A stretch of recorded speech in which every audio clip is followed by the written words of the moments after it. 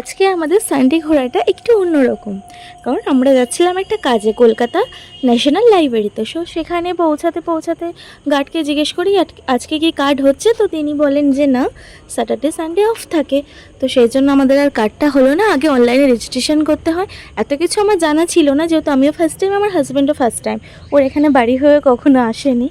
তো চারিদিকটা ঘুরে দেখলাম, যেহেতু এখানে ভাষা দিবসে 15ই আগস্টের জন্য কার্ড ছাড়াও অ্যালাউ করছে। তো যারা যারা যেতে চাও চলে যেতে পারো, কোনো চাপ নেই। তো ভেতরটাও আমি ঘুরেও দেখলাম, একটু ভিডিও করলাম, তোমাদের সাথে তুলে ধরলাম ওখানকার সৌন্দর্যটা। অনেকে হয়তো যাওনি বা অনেকে গেছো, যারা যাওনি তারাও দেখে নিতে পারবে। তো সেই জন্য ভিডিওটা অ্যাকচুয়াল করা। তো এই যে এখানে এরকম ডান্স হচ্ছিলো, ভারতনাট্যম। তো এই যে আমি একটু পোজ দিচ্ছিলাম ক্যামেরার সামনে। তো চারিদিকটা ঘুরে বেশ মোটামুটি ভালোই লেগেছে। তার মধ্যে এত বৃষ্টি আজকে, কি বলবো। তো যাই হোক, আর ভিডিও করতে পারিনি, তো সোজা চলে এসেছিলাম হাউচিতে খেতে।